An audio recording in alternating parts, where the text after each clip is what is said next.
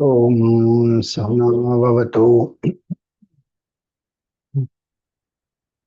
सहनौ भुनक्तु सह वीर्यं करवावहै तेजस्विनावधीतमस्तु मा विद्विषावहै। ॐ शान्ति शान्ति शान्तिः।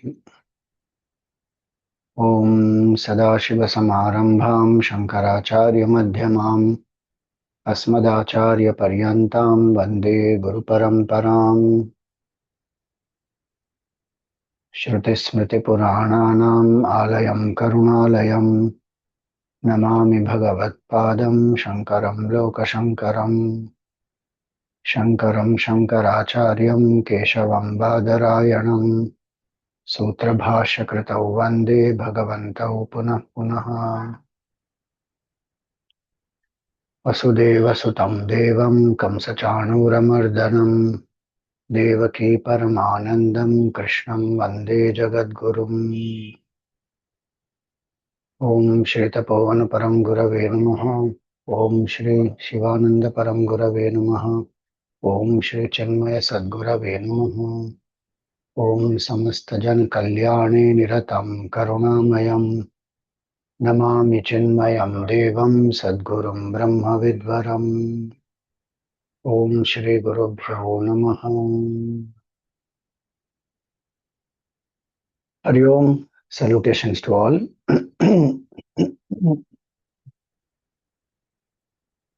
So, we are in the 17th chapter and we saw how Bhagavan described three types of ahar, three types of yajnas,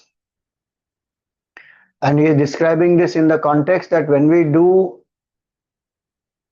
any ritual, the quality of our Shraddha must be sattvic. And when we know the procedure as per the scriptures and we do it with sattvic Shraddha, following the scriptural process, that gives the best results. In case we don't know the scripture, we should find out. But either ways, the Shraddha must be sattvic. And so to help us to develop that Shraddha, these different aspects are also being given, where if the ahar is made sattvic, the actions that we do, yajna bhavana, if that becomes sattvic, then what are the things that we can do in tapas to become sattvic? So today we will see that part. Tapas of the body, tapas of the speech, tapas of the mind. And then how in general, what is sattvic tapas, rajasic tapas, tamasic tapas, that we will take up in the next class. Then he will talk about dana, and all this is to help the person to operate from sattvic shraddha. With the knowledge of scriptures, best. Without the knowledge of the scriptures, at least the shraddha should be sattvic, and one should get the knowledge. So now the importance of the rituals we saw last time, and why the rituals have to be done with the proper process, proper attitude, then it will give the right results. That was up to verse 13. Now we see verse 14. This talks about the tapas. 14, 15, 16, they talk about tapas. Tapas of the body, tapas of the speech, tapas of the mind. So what exactly is tapas? Literally the word tap means to burn. And so tap is to burn the impurities at any of these levels.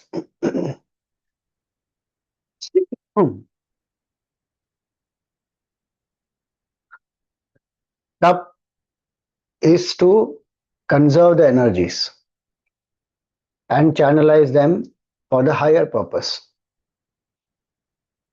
Tap is not torturing.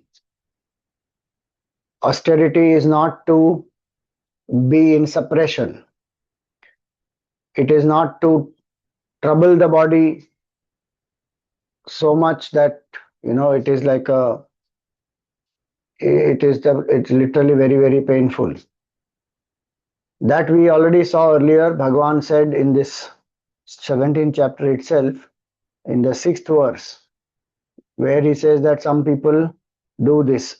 Karshayanta sharirastham bhutagramam achetasaha.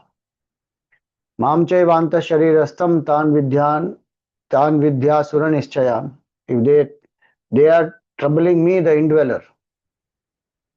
Tapas, of course, is to pull oneself out of a certain comfort zone to rise higher. That discomfort one should go through, but one doesn't have to torture oneself and do inhuman things, or things which are uh, going to create more and more distress at the body level. So what is exactly tapas? Tapas is any attempt to rise higher in evolution is called tapas. Very simple. From my present state of evolution to rise to a higher state of evolution, the effort that I take, it can be at body level, speech level, mind level, all the three, spiritual level, intellectual level, financial level, any.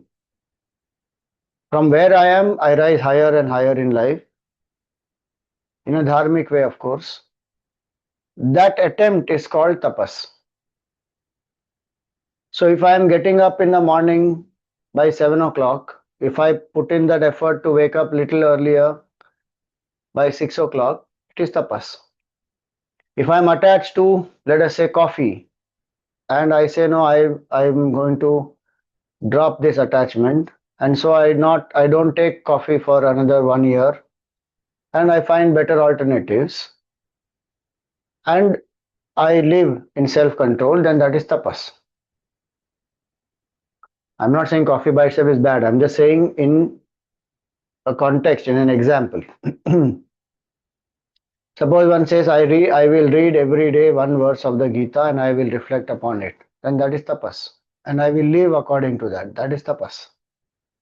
If one says, financially, I am to make my family strong, and so I will cut down on some of the extravagant spending, or unnecessarily, I cut out some of the expenses so that my financial health of the family is good. I can invest and we can plan the financial future better, then that is tapas. If one says I'm doing Niridhyasan on Mahavakyas of Vedant, and I sincerely negate I am not the body, mind, intellect, I am pure consciousness, that is tapas. So this is one meaning of tapas. Another meaning of tapas is also steadfast performance of one's duties without giving into likes and dislikes is tapas. Swadharma Anushtanam is tapas. Because many times our mind is tempted, distracted, not operating out of duty but out of attachment aversion. So I know what I'm supposed to do, but I won't do. And I know what I should not do, I'll end up doing. Then the mind has got distracted. Even though I don't like it, but it is my duty, I should do. And when I do, then that is called tapas. So, Swadharma Anushtanam.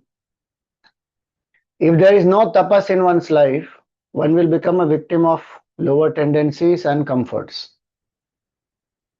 And that person can't evolve then.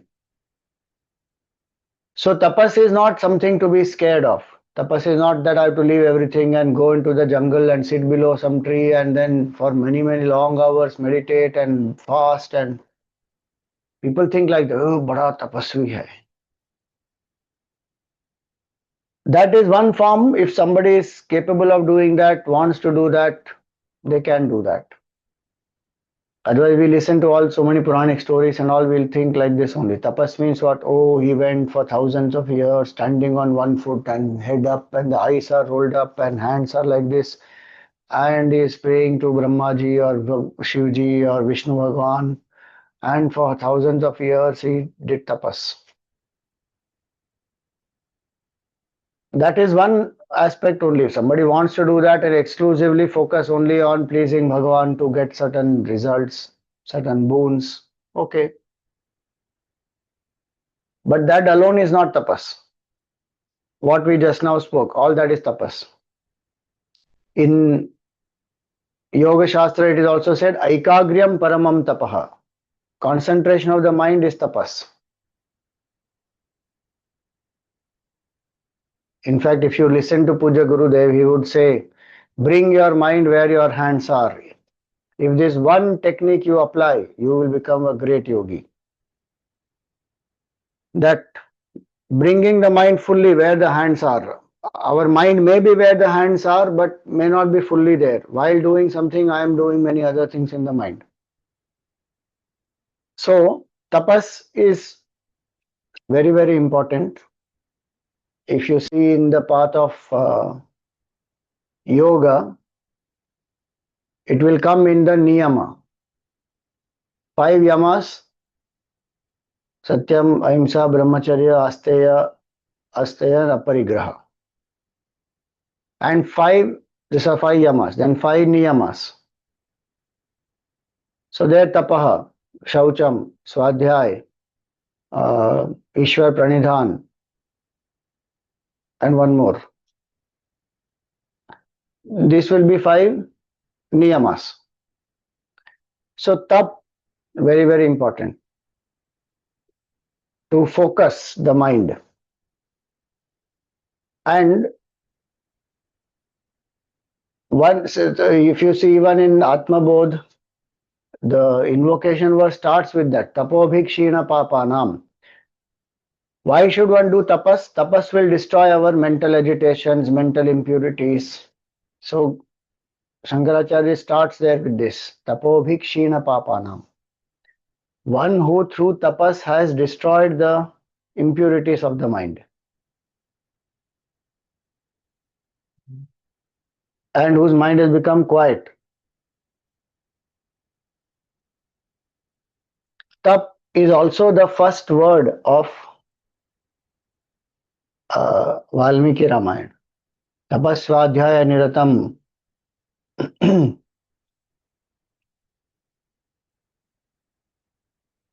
So tapas, very, very powerful. In fact, tapas itself is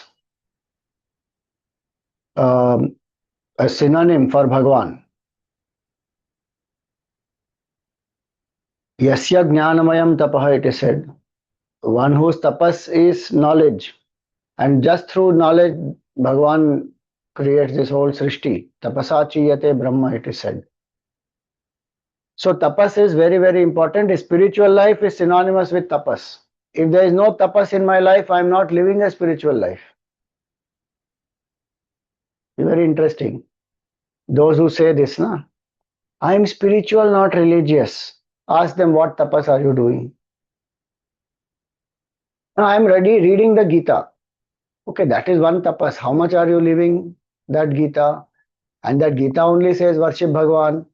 That Gita only says surrender to the divine. That Gita only says that control the tongue, have the sattvic type of food,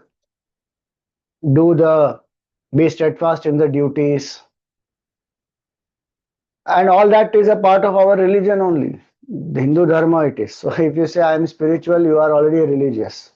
You can't separate these two. But anyway, my point was this: many people use this expression, I am religious, not spiritual. I am spiritual, not religious, to say that I only read and I don't do any rites, rituals, nothing. This is all not required. It's like saying I read books on swimming, but I will not jump into water. I will read books on cycling, but I will not sit on a bicycle. One needs to do. So tapas is very important, connected to spiritual life. Raman Maharshi says the highest tapas is to be free from ego. and to abide in the self. Aham apetakam nija vibhanakam mahadidam tapo ramanavagiyam. Supreme tapas is that, to realize the self, to live every minute in that awareness, I am Brahman and I am not the body, mind, intellect. That is the highest tapas. Just give me a minute.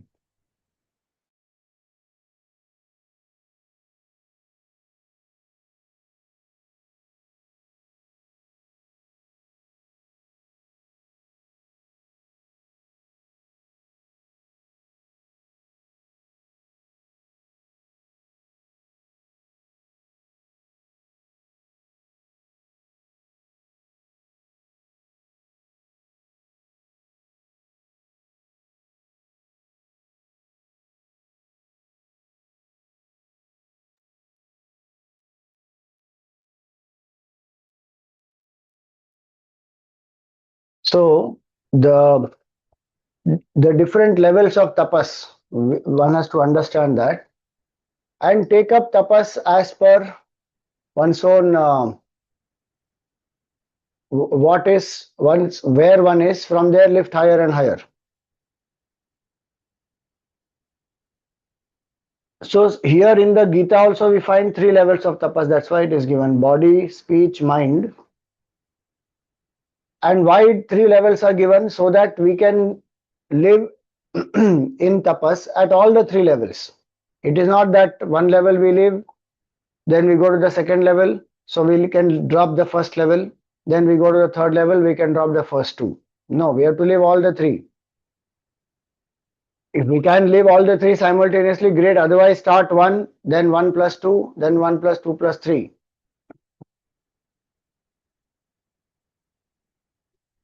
So, tapas is a important aspect for any spiritual sadhak. One should ask oneself, what is the tapas that I am doing right now?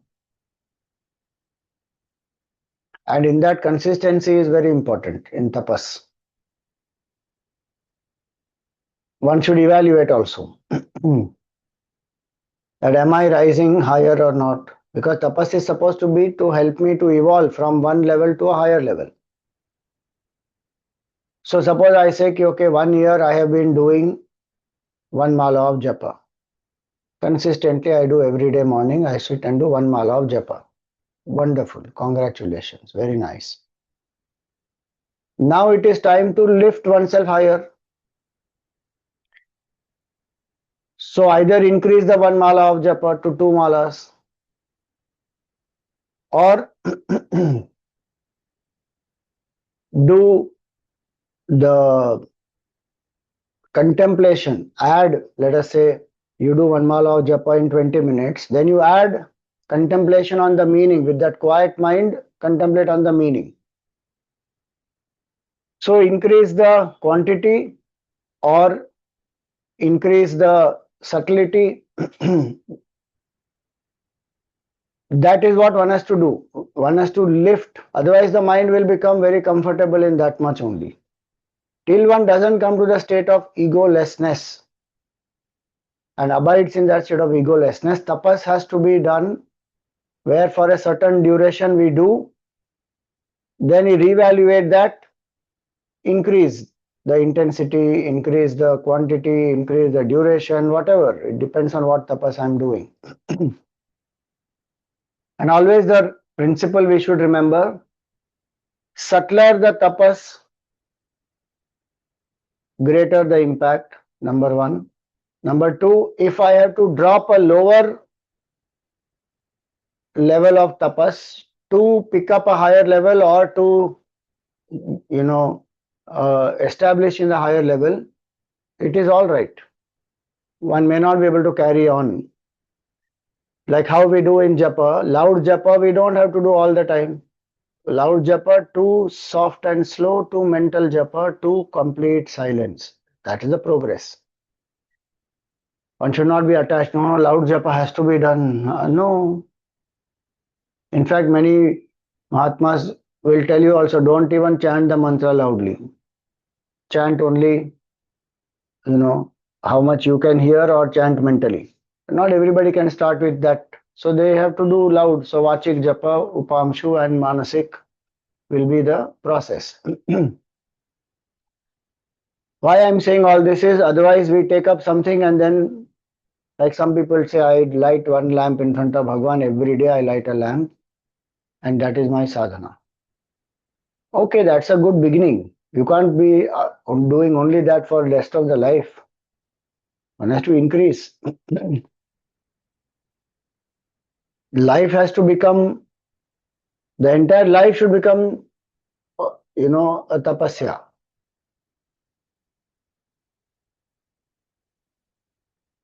Again, I don't mean that one should live like a formal renunciate full day, full life. No, what I mean is that towards my objective, my goal, whatever my higher goal is, I orient my life towards that. And if one is a spiritual sadhak and I want mukti, then it is an overall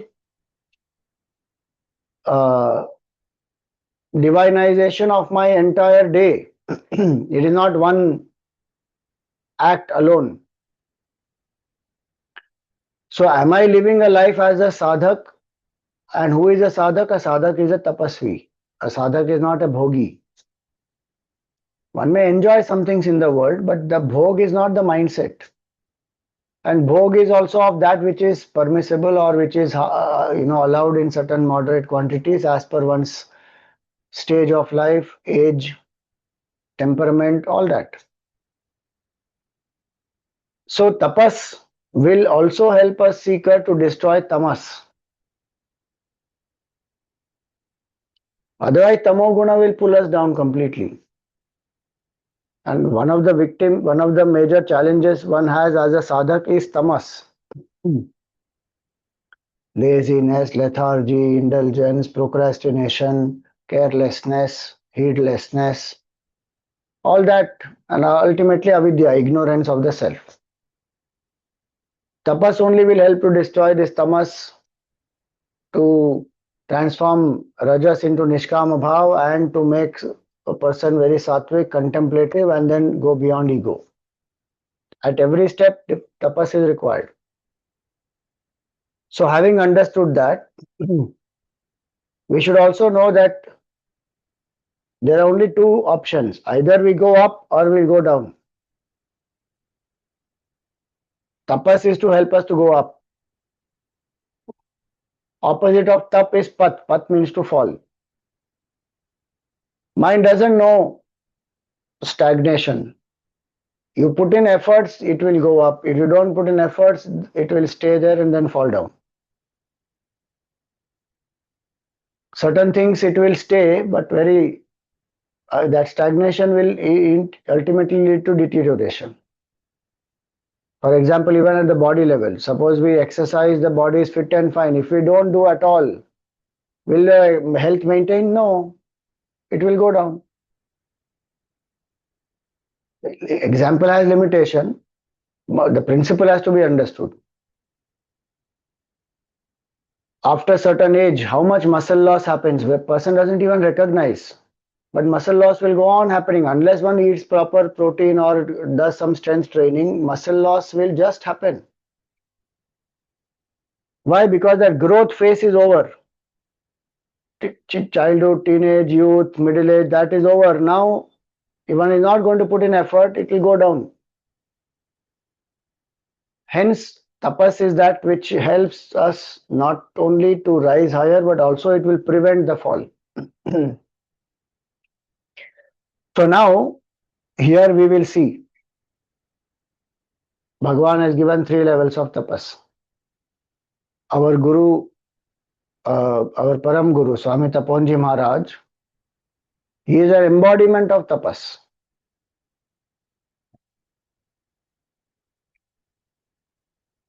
If Krishna Bhagwan has to add this line in the Gita, 10th chapter, Vibhuti Yoga, he would have said, Tapasvinam Tapovanam. Amongst the tapasvis, I am Swami Tapovanam. Great renunciate, living in such austerity, never allowed the body or the mind or intellect to make him attached or a victim. So tapas A spiritual sadhak has to be a tapasvi. And it is only a tapasvi who will be able to realize the truth. No, if a person doesn't have tapas in life, one is far away from the truth. At each stage in life, tapas is actually required. The tapas in the stage of brahmacharya is to focus on the study of the shastra, to do guru seva and to do Ishwar upasana. That is the tapas of a brahmachari, student. Tapas of grahasthi is what?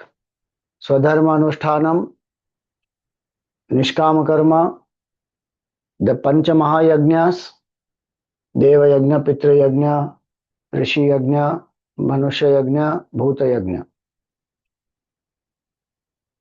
This will be tapas for grahasthi. Tapas for vanaprasthi, diet control will be there, eating minimum, eating certain things which are just for the survival of the body, and shifting our attention to more and more study, sadhana. And tapas of sannyasi is jnana tapas. Along with living in vairagya, living away from temptations and subjects and all that, it is to contemplate, I am Brahman. Shravan, Manan, Nididhyasan and Samadhi Abhyas. That is the tapas for sannyasi. So our Shastra tells us that whichever stage of life I am in, I have to live as a tapasvi. It is not meant only for spiritual people who are renouncing the world. Without tapas, no great achievement is possible. It is not possible at all. Even if I want success in the world, tapas has to be done.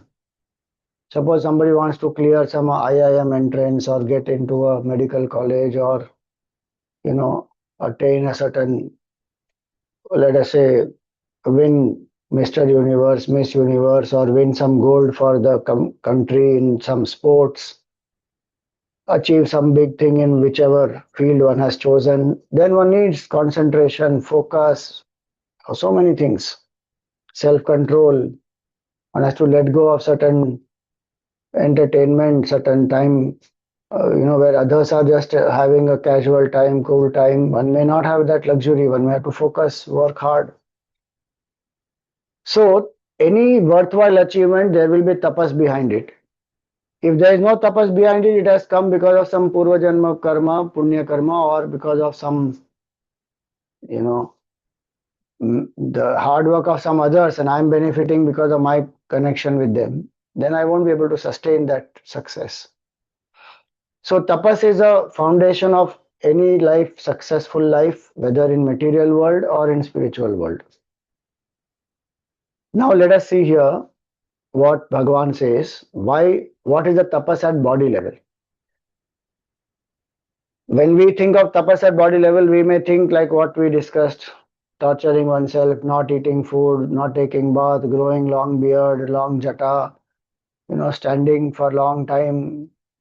But see what Bhagavan gives the definition.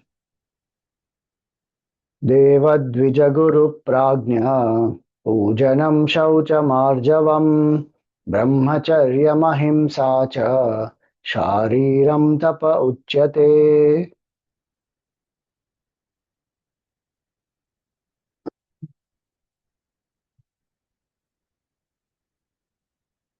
First thing he says, Deva, Dvija, Guru, Prajna, Pujanam. Worship of these four is physical tapas. Huh? Now please remember, physical tapas doesn't mean only body is involved. Predominantly using the body it is done, but of course the prana, the mind, the intellect, everything is involved. You're not mindlessly doing some puja. No. Deva puja has two meanings here. One, Deva puja means the meaning, the puja of one's Ishta Devata. Either of the five, Shiva, Vishnu, Ganesha, Devi, Surya, and if you add Shanmukha, six. One of the six directly or one of their avatars basically, or manifestations. one should consider as one's own Ishta, and that Ishta should be supreme, and one should do upasana and worship of that Ishta daily. That is Deva Puja. Then Deva Puja also means in the Vedic times, etc., it was the like Deva Yajna, what we say. Devaran we have that for the Devatas. There it is Indra, Varuna, Vayu, those 33 major Devatas, 12 Adityas, 11 Rudras, 8 Vasus, Indra, Brihaspati, or Indra and Ashwini Kumars. Different classifications are given in different places, but these are Devatas, phenomenal forces, as well as, and they derive power from Bhagwan.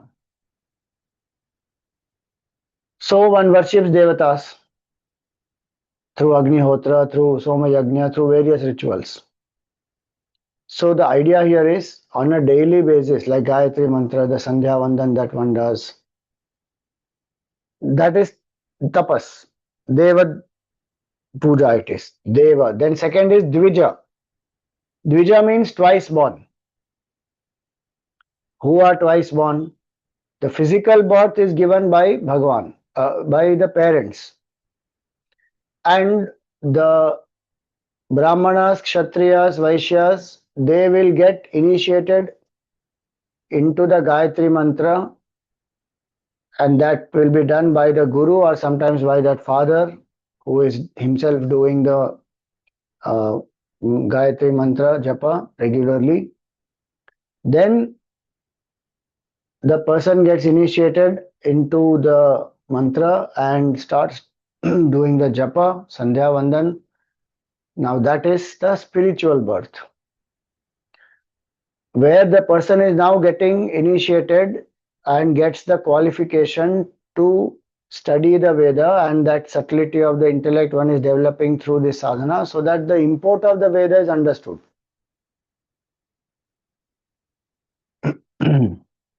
Today majority of them don't do. They think it is casteist. Wearing Janevu is not any sign of oppression or tyranny or any sign of casteism or any sign of superiority. Unfortunately, it has been made out to be like that. See, if there has been, for whatever reasons in the past, some degradation in this Varna Vyavastha, and if some of them who have been wearing a Janevu have, suppose, ill-treated others, does it mean that all of them will be like that? If some police has not behaved properly with someone who has come to file a complaint, does it mean all police people are bad and one should never become a policeman and there should never be police at all in this world? That is stupidity. What is wrong has to be corrected. You can't abolish that whole thing. Any system will go through decadence. One has to revive that. So, people, unfortunately, either they feel low about their culture and they don't want this Janevu Samskar to be done, or others are looking down upon them and they don't want that to happen. How can you be so casteist? How can you say you are a Brahmana? I am a Brahmana is a statement of fact. I am a Kshatriya is a statement of fact. That doesn't mean I am a casteist. It's like saying I am a human being. I am a human being is a statement of fact. Where is any casteism or any kind of a narrow-mindedness coming there? Nothing. Suppose you say I am a graduate. Does it mean that, those who are not graduates will get hurt about you can't say you are a graduate? I am a graduate. I put in the hard work. I attained the degree. I am a graduate now. I am celebrating it. Convocation happened. I will get a job, whatever. I will study further. It's as functional as that. But suppose one says, I am a graduate and you fellows are illiterate. You are lower than me. That is wrong, obviously. That is a psychological perversion in the head, which can happen to any system. Anybody who is rich can be humble and rich and has worked hard, is a capitalist. He has worked hard, got the money. And there's people who will say he's a capitalist. Capitalism is only required for success. and for people to, for a society to grow and work healthily. If you keep giving freebies to everybody, you will pull down that whole society. And from where will you give freebies unless there are some people who are producing that? That capitalists have to be there for it or not. So if one thinks like that, Kyo is a capitalist. Crony capitalism is bad, where you are exploiting others, making only for yourself, not even sharing the profits with others and giving them what they really deserve. That is wrong, obviously. So if one says Dvija, Dvija only indicates that this person has more responsibility now because the physical birth has happened. Now that person has been initiated into a moral, dharmic, spiritual birth. So the person has more responsibility.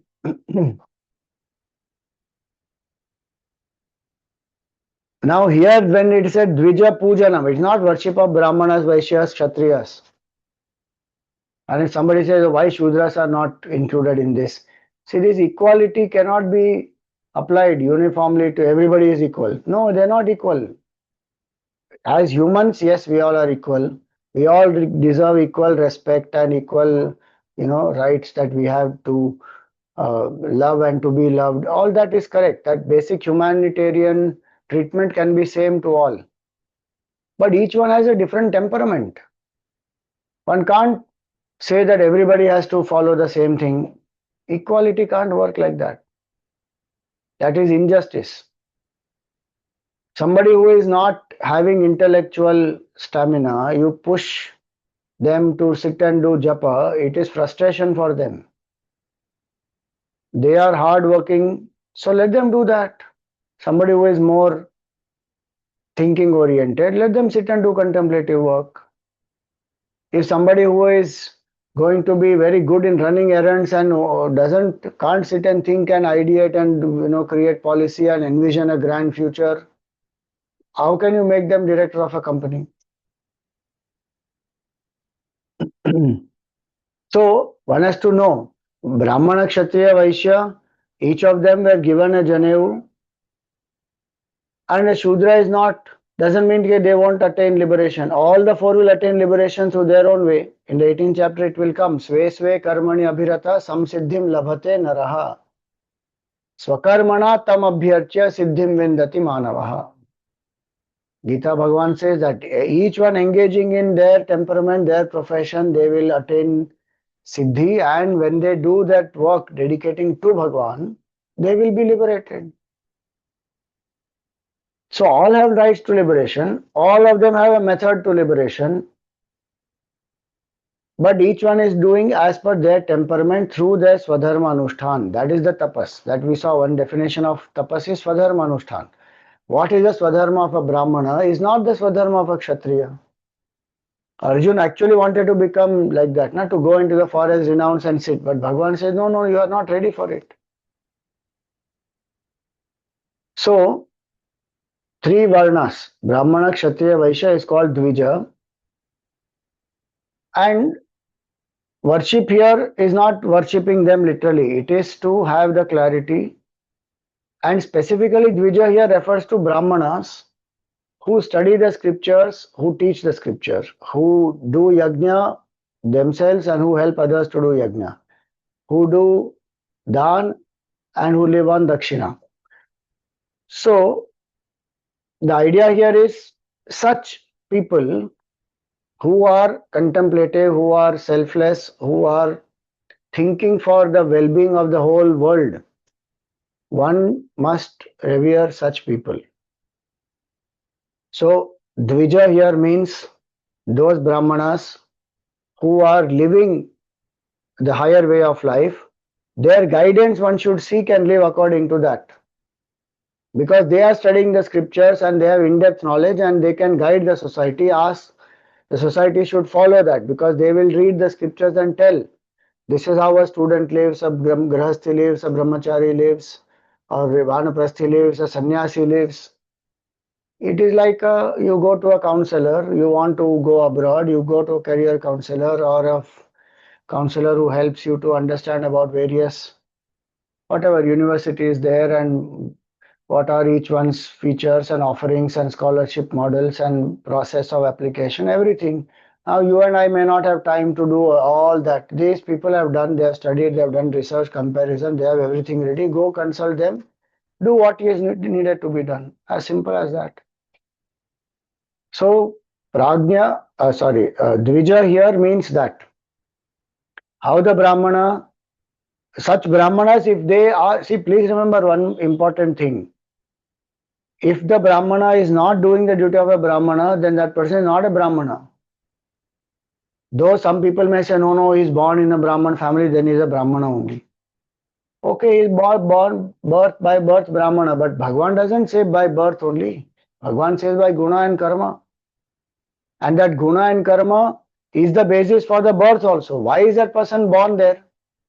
Because that person has guna, which is sattva pradhan, and then the karma of whatever that jiva has come to exhaust requires that jiva to be in that brahmana body. So that janma is also based on karma only and guna. And just because the person is born in the brahmana kula does not mean that he is fit only for brahman work.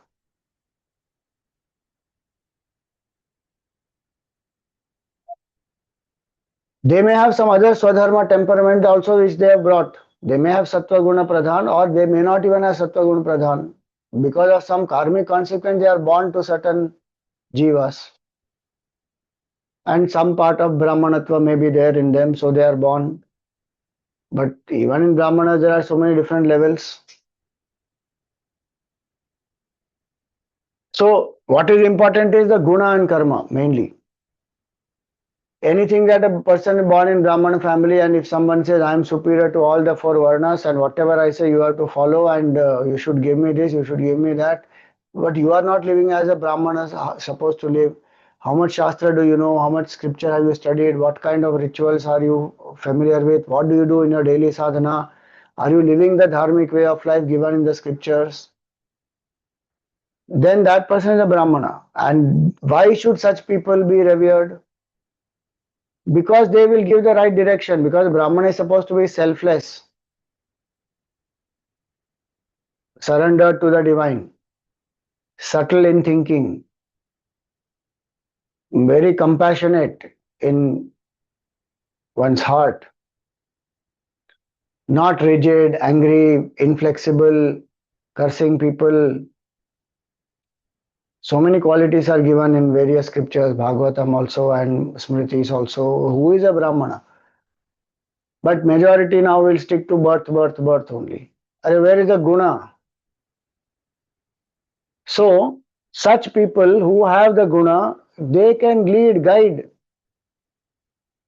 Please remember that one thing. If we do not have guidance of the right qualified people who have studied, who have subtlety of thinking, who have the broader vision, who keep the society, the nation, the world before self, then we will be led by absolutely selfish people who will use us and destroy the individual life and the communal life as a country's life. And you see that happening or not? Who are taking lead, and who are the who society is following whom? If the society is not following people who have the welfare of the country in mind, that society will fall or not. So one should know very clearly that who are the leaders, and it is in democracy it is so important to choose the right leaders, to field the right leaders also. Otherwise anybody can become a leader, no qualification, nothing. And the more hypocrite you are, the more successful you are as a leader. Then what will happen to that society? What will happen to that country? Which is why the Shastra says the Brahmanas have to be there who will guide the Kshatriyas, and the Kshatriyas protect the society, expand that whatever the kingdom, keep the, provide opportunities for education, for employment, for many things by which the society will grow. So in the earlier days, the kings were guided by rishis, maharshis, kulagurus. in daily life, in our family life, individual life also, one should have somebody's guidance who is elder, who is wise, who has studied. If one says my life, my rules only, then one is operating from minimum in full ego only. One is not having a subtler thinking. So it is said here, the tapas is to live that higher way of life that the Dvija will show. So Brahmana, Kshatriya, Vaishya, they are the Dvijas, and each one has their own strength. And those who are executing also the Shudra. So even the artisans, the craftsmen, the skilled people, the labor class, many of them, it is not that they are lower or anything like that. If they are not there, many things won't be available in the society. So what is specifically said here is it is not that by saying Dvija they are ignored or they are excluded. Here we are talking about living a higher way of life. Who is able to give the direction in the real interest, not for their benefit. Today, so many times it happens that people are using genuine issues for their own benefit, exploiting others, not even bothered about their good. That is exploitation. So one should be alert and careful. Deva, Dvija, Guru is somebody you have chosen as your Guru, and please choose wisely, carefully. Don't simply choose anybody who is doing some miracle. Sometimes there is Kula Guru, sometimes there is one has to go and find.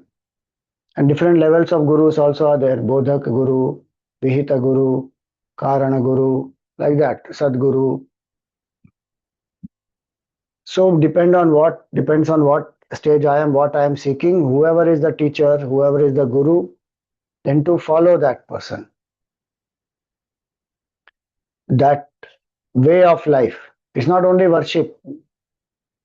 One may do worship of the Guru daily or worship of the Guru on the Guru Purnima, but doesn't live only that higher way of life. Then that's not bodily tapas. So Deva, Dvija, Guru, Prajna. Prajna here means a realized person. A Guru can also be a realized person, then that person is a Sadguru. Here the distinction is made between all the four. A Brahmana can also be a realized person, a Dvija can also be a realized person, Guru can also be a realized person, no doubt. But specifically Prajna is mentioned so that one knows that is one Jivan Mukta one finds. Rare it may be to find, but one should find. Then one will know what is liberation.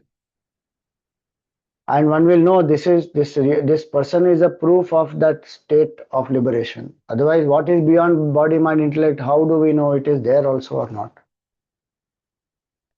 So, Deva, Dvija, Guru, Prajna, Pujanam. Certain things one can do on a daily basis. Pujanam here. So, Deva Puja should be done every day. Deva, Dvija, Guru, Prajna, Pujanam. Other things are to live that higher way of life, to show respect to them. Like in this, when one says Dvija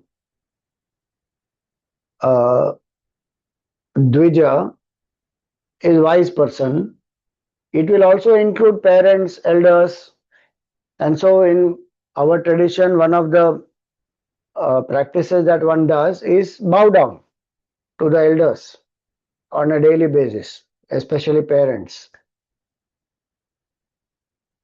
That keeps the ego also in check and keeps a person humble, more receptive to knowledge. All that benefits are there. So Pujanam, what I mean to say is not literally puja. It can be, one meaning is puja, so one worships the Devata daily. Elders, wise people, one prostrates to them, gets their ashirwad, follows their guidance, and doesn't mean that I can't disagree with them. On certain topics, one may have a difference of opinion, but one doesn't disrespect them as people. So, respecting the wise, seeking their guidance, blessings. Deva, Dvija, Guru, to find a guru, to live the higher way of life, the teachings.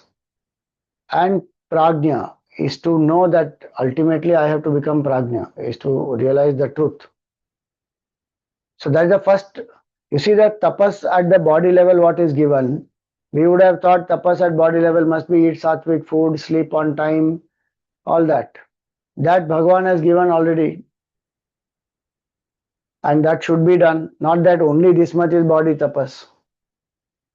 But Bhagavan says these are the main things for tapas at the body level. Deva Dvija Guru Prajna Pujanam Shaucham. Keeping this body physically clean, the things in one's room or the puja room or the house, the office, the desk, even the computer, the desktop, having a certain level of cleanliness. Shaucham. Because that physical cleanliness is important, it will lead to mental cleanliness also. And physical, clutter shows the mental clutter. Physically, I am not careful about anything around me and anything in dirt and filth I am living or not very hygienic. That shows certain lethargy in the mind. So, Shaucham, again, if you see some of the temples and some of the things that we do, one should understand that how many places in the Gita Bhagavan has emphasized on literally physical cleanliness along with mental purity, physical cleanliness. Especially Devalaya and Bhagavan's place and worship altars and temples and all that, one has to maintain certain purity, cleanliness.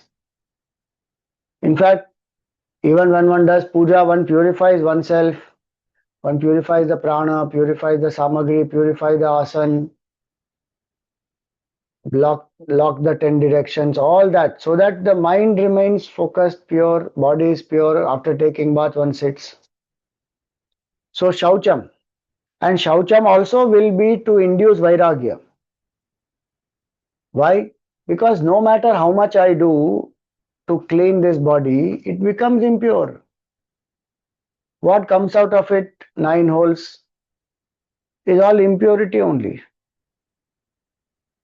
As a duty, one will keep the body clean, no doubt, keep the surroundings clean, everything. But at some point, it will also induce Vairagya. Ki how much can one keep doing this? It is a bundle of impurities.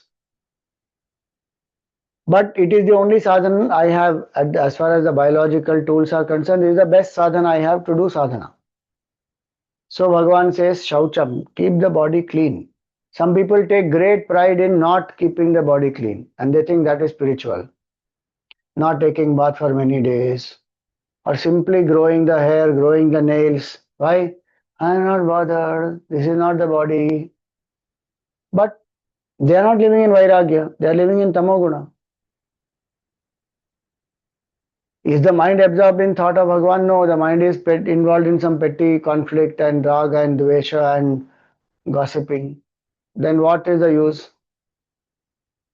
It is not like some Jivan Mukta who is beyond body identification and just living like an avadhut and is not really affected by the body and the condition of the body. As a sadhak, it is important to follow Shaucham. Being unclean, not taking bath, having some long jata, matted hair, dust in all the hair, wrinkled, soiled clothes completely, not washed for many days. This is not there's nothing great about this. Again, I'm saying, we should not consider exception here. If somebody is a Jivan Mukta and somebody is already a great Vairagi, that's a different matter altogether. Their attention is not on the BMI. They are trying to discover something much deeper. In general, one should take care of the body and keep it clean. Deva Dvija Guru Prajna Pujanam Shaucham Arjavam. Arjavam means straightforwardness. Meaning at body level also, what I think and what my body shows, that body language, many times the mind has certain thought process, but the body is showing something else and one is talking something else only. When there is integrity and thought, word and deed, the body also will express it in a certain way. So not to have malicious intentions, manipulative thought processes, that is Arjavam here.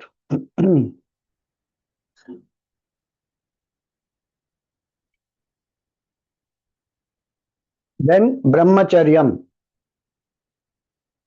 He says Brahmacharya is a physical uh, austerity. In fact, just like I said, tapas at every stage, Brahmacharya also at all the stages is a tapas and can be lived by everybody. Brahmacharya ashram itself is the student ashram. One has to conserve the vital energy and engage the energy in moderate contact with the sense objects to discover Brahman. These are three meanings of Brahmacharya. One, conserve the vital energy. Second, engage only in engage moderately with permitted sense pleasures. No extremes, no denial and suppression, and no complete indulgence and becoming a victim or a slave to that enjoyment. Moderate enjoyment. So that the mind is ready to revel in Brahman. Brahmani charati iti brahmachari. So when a person is living in brahmacharya, as a brahmachari stage, student stage, so definitely one should conserve the vital energy and do not allow karma to overpower the mind and drain the vital energy of the body. Grahasthi also is a brahmachari. How Swamiji got married and then he has wife, children also. How is a brahmachari? If you read our Shastra, it will be very clear. Who is a Grahasthi brahmachari? One who follows this moderation, one who conserves the vital energies and engages in carnal pleasure only during the permitted days so that the progeny is there to continue the lineage of the family. That is one duty. But one is not a victim of carnal enjoyments.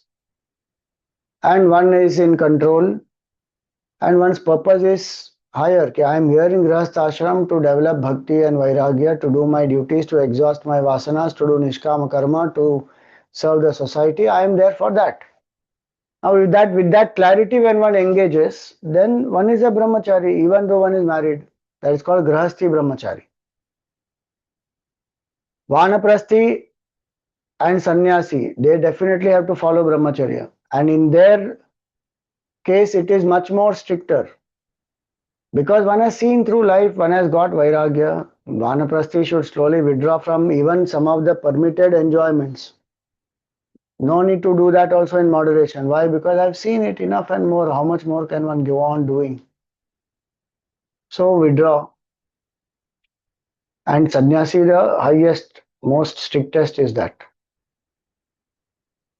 That brahmacharya also, here he said at the physical level, but that physical level of brahmacharya to maintain, one should have certain level of control in the mind. Otherwise, physical level of brahmacharya one won't be able to maintain at all. And karma is such that it will rise impulsively and make a person do even wrong things. Karma can make a person compromise. So when he says brahmacharya, it means actually both mental and physical. And physically living as a brahmachari also will show that mental control.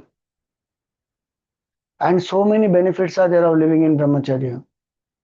People don't know because they have not studied the scripture, as well as sometimes people get carried away easily by the Western influences, where this is not even a concept and they don't even think that this is necessary. In fact, they say ulta, it is all suppression, suppression, suppression. You should go, they will tell you opposite direction. Express, express, express. Don't worry, don't hold back, don't suppress.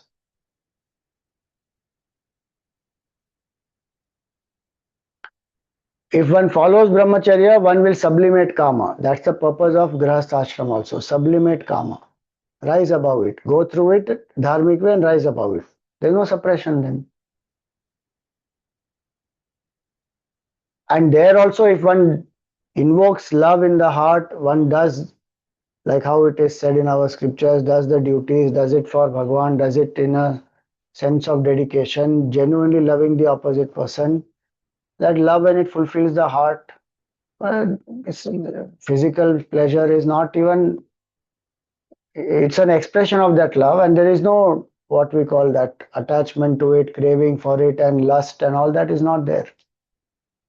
That is sublimation through grahasthashram. Vanaprasthi, who has gone through grahasthashram, seen through it, sublimated, kama will not bother that vanaprasthi. But if they have not sublimated, kama will bother vanaprasthi also. And a sannyasi, if they have gone through this process, fine. If not, if one has gone directly from brahmacharya to sannyas, then pratipaksha bhavana has to be strong. Vairagya has to be very strong. Mentally also one can't think. If the thought comes, one has to immediately let it go.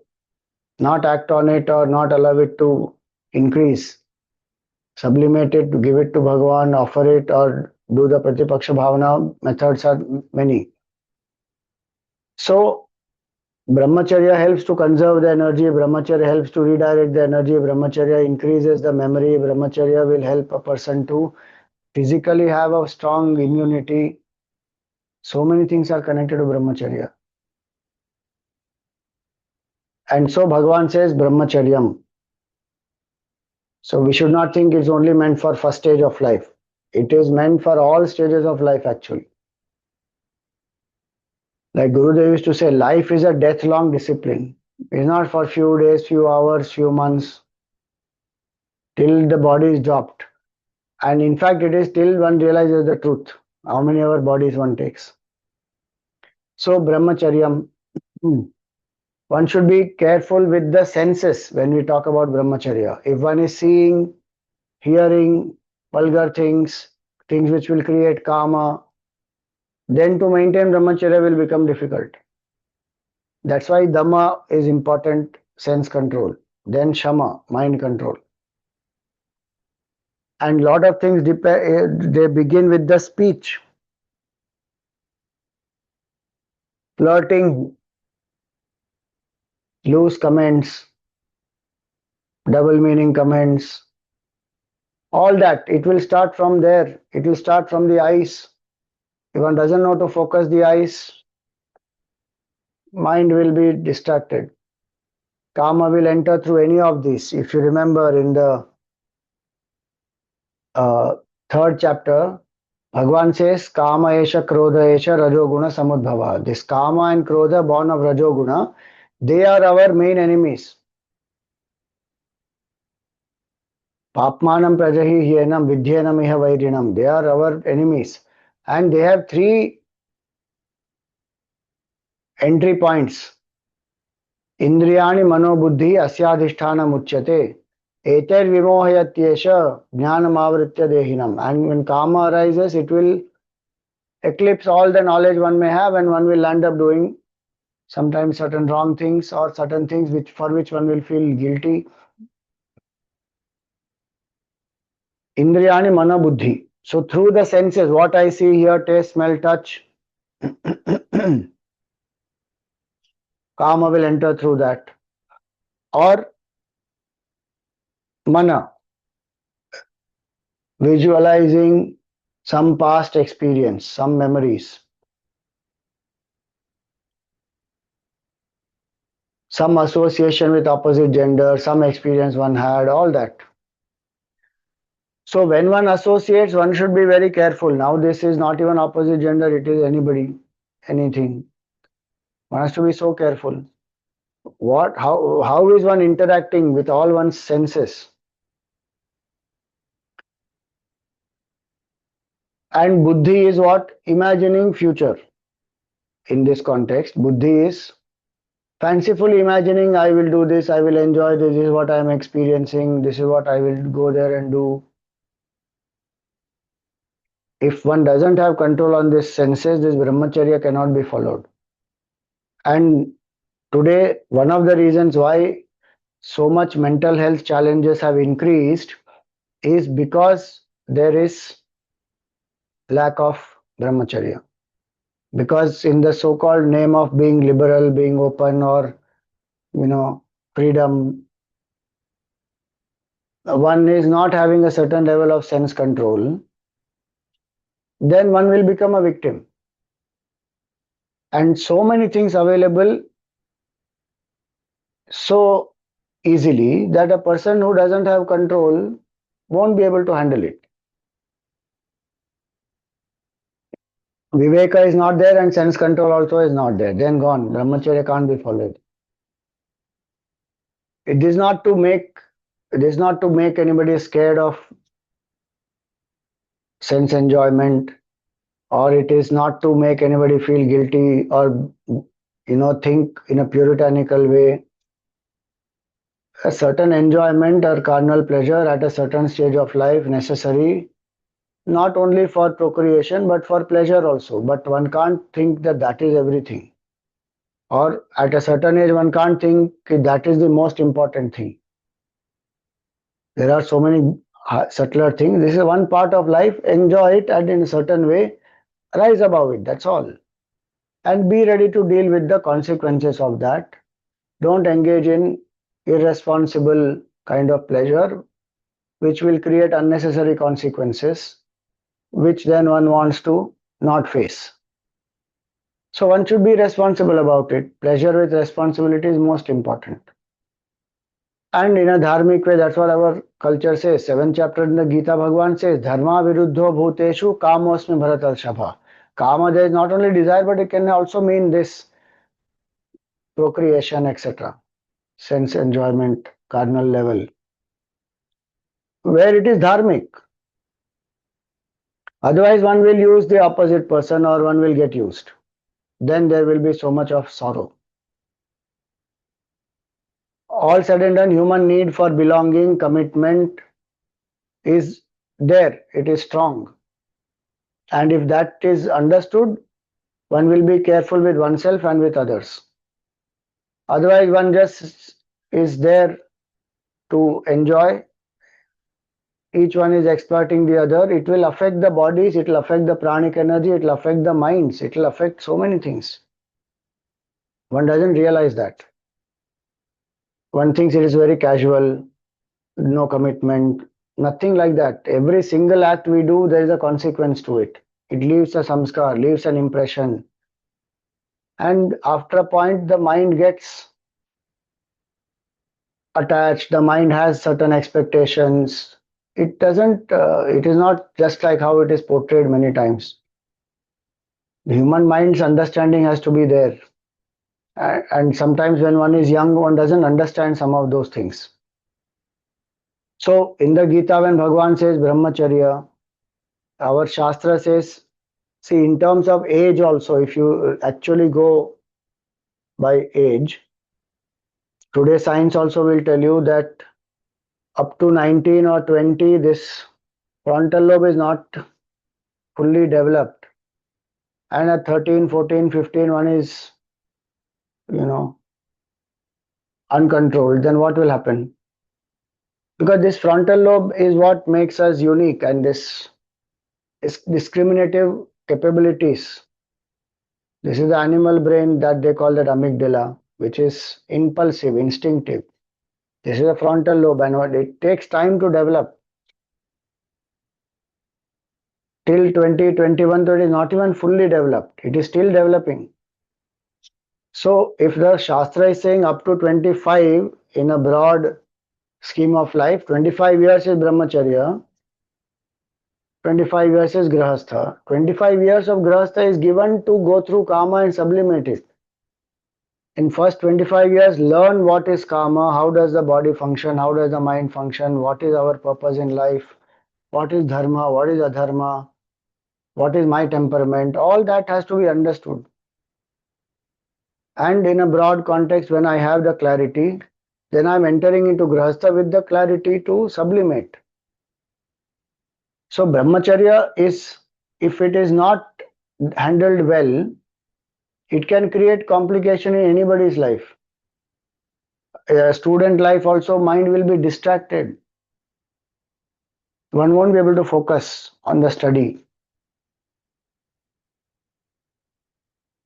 Grahasthi's life also, if one doesn't know, there is no control, body will become weak, full of diseases, sickness, back pain, this pain, that pain, all will happen. Vanaprasthi, sannyasi, all types of perversions will happen.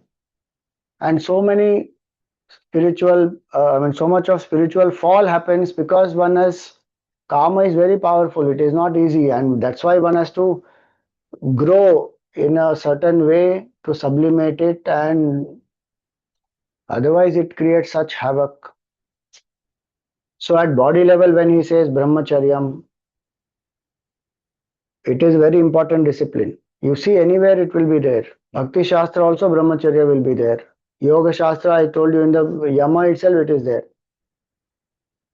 Satyam, Ahimsa, Brahmacharya, Asteya, Parigraha, the 5 Yama. In that first step only brahmacharya is there. And it is brahmacharya which will help that person to convert ojas also into tejas.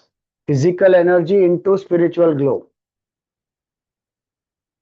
Then he says Ahimsa cha. Physical level to have non-violence. Again, here we should know that ahimsa at physical level also is important, but it is not only at physical level. 100% ahimsa at physical level is not possible because jiva jivasya jivanam. Life subsists on life. So one has to eat things which has prana. Choice is I can destroy the whole plant or I can pluck trees and pluck fruits from the trees.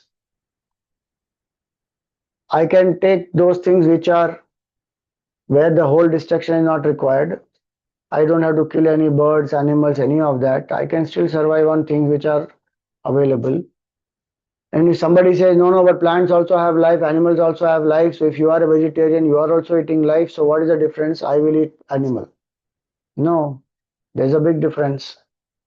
Is there a difference between you and animal or not? Otherwise, you are also an animal. Dog is also an animal. So we'll kill anyone and eat? No. You as a human being have many more sense capabilities, discriminative power, emotional aspects, spiritual capabilities that is not there in the dog. The dog has a certain level of senses, mind, etc. Plant has still lesser, and so their ability to feel pain, everything is comparatively more as they evolve.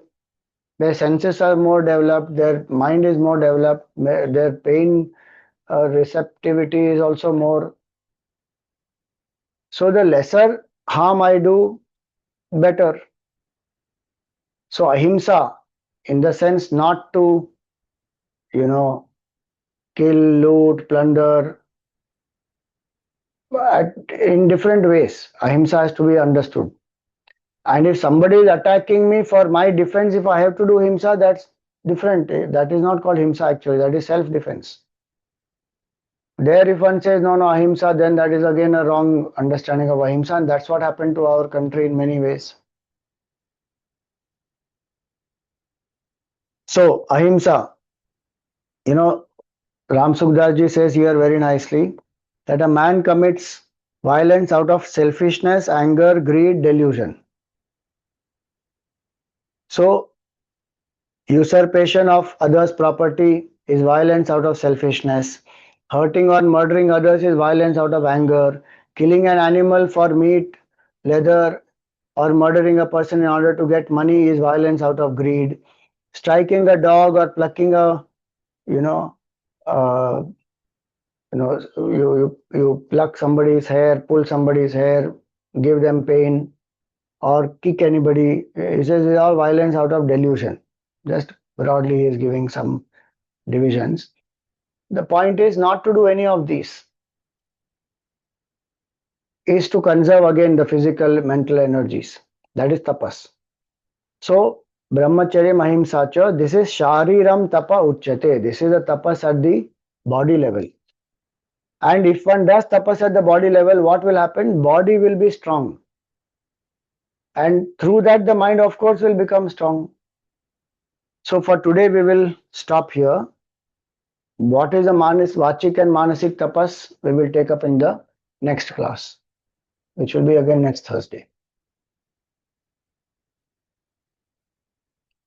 So if there are any questions, we will take it up after the Arati. We thank all the Yajmans and everybody who has supported to make this talks possible.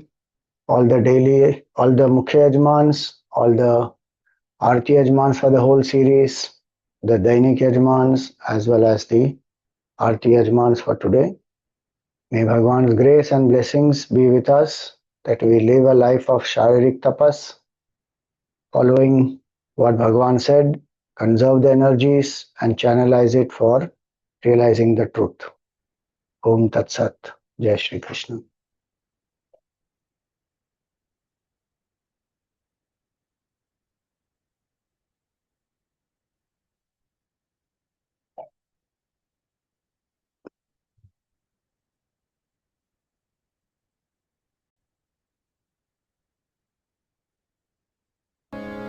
ॐ जय भगवती मैया जय भगवती हरिया कमल विहारिणी सुंदर सुपुनीते ॐ जय भगवती कर्म सुमर्म प्रकाशिनी कामासक्तिहरा तत्त्वज्ञान विकाशिनी विद्या ब्रह्मपरा ॐ जय भगवती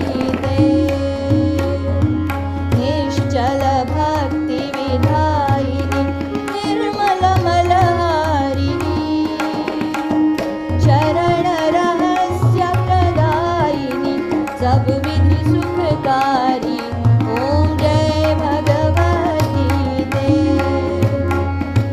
रागद्वेष विदारिणी कारिणि मोद सदा भवभयहारिणि तारिणि परमानन्द प्रदा ॐ जय भगवती आसुर भाव विनाशिनी नाशिनी तमरजनी दैवी सद्गुणदायिनी हरिरसिका सजनी ॐ जय भगवती समता त्याग सिखावनी हरिमुख की बानी सकल शास्त्र की स्वामिनी श्रुतियों की रानी ॐ जय भगवती दया सुधा बरसावनी मातु कृपा की जय हरि पद प्रेम दान कर अपनों कर ली जय ॐ जय भगवती ॐ जय भगवती मैया जय भगवती हरिया कमल विहारिणी सुंदर सुपुनीते ॐ जय भगवती ॐ जय भगवती ॐ जय भगवती बोलिए गीता मैया की जय बोलिए श्री कृष्ण चंद्र भगवान की जय, श्री सद्गुरुनाथ महाराज की जय. Okay, any questions for today?